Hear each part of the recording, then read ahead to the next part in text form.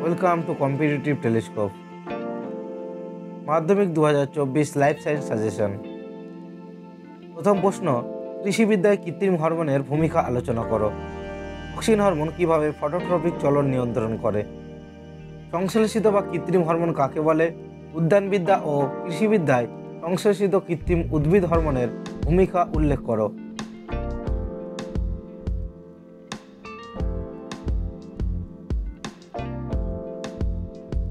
Prophase ও telophase দশার তিনটি বিপরীতমুখী ঘটনা তালিকাভুক্ত করো। ক্রোমোজোম, ডিএনএ ও জিনের আন্তঃসম্পর্ক লেখো। বিভিন্ন প্রকার অযৌন জনন পদ্ধতি সংক্ষেপে লেখো। উদ্ভিদ কোষ এবং প্রাণী কোষের সাইটোকাইনেসিসের মধ্যে পার্থক্য লেখো।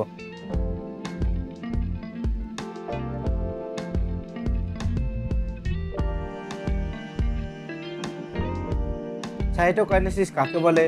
উদ্ভিদ ও প্রাণী কোষে সাইটোকাইনেসিস কীভাবে ঘটে সংক্ষেপে বর্ণনা করো। বর্ণান্ধতা ও হিমোফিলিয়ার এক্স লিঙ্ক জিনগুলির বংশানুক্রমিক সঞ্চারণের সাধারণ নিয়মগুলি লেখো। জিনগত রোগ প্রতিরোধে জেনেটিক কাউন্সেলিংয়ের ভূমিকা লেখো।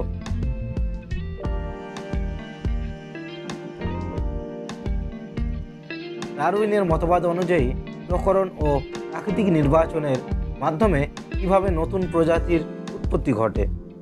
মৌমাছি কিভাবে বার্তা প্রদান করে? মরুভূমিতে বসবাসের উপযোগী হওয়ার জন্য উটের কি অভিযোজন হয়েছে বর্ণনা করো। ক্যাকটাসের পর্ণকাণ্ড ও আয়রার বায়ুথলির অভিযোজনগত গুরুত্ব লেখো।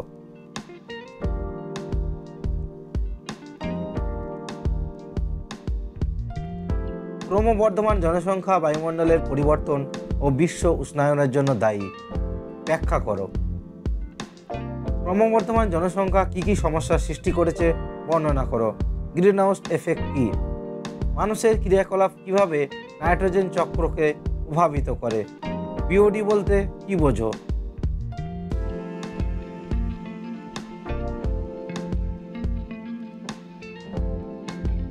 জীববৈচিত্র্য সংরক্ষণে এফএম এবং পিবিআর এর ভূমিকা লেখো।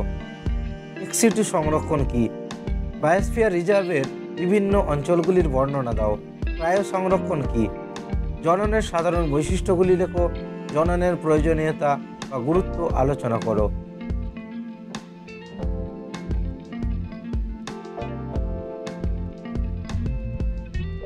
যৌন জননের সুবিধা ও অসুবিধাগুলি আলোচনা করো।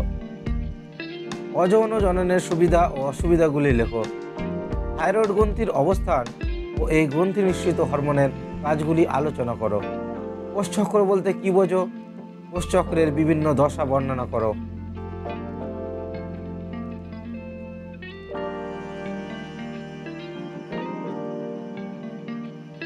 কয়েকটি চিত্র অঙ্কন। একটি নিউরনের বিজ্ঞানসম্মত চিত্র অঙ্কন করো এবং নিম্নলিখিত অংশগুলো চিহ্নিত করো। র্যানভিয়ারের পর্ব, মাইলিন সিদ, নিজেল দানা, কান্দব্রুশ।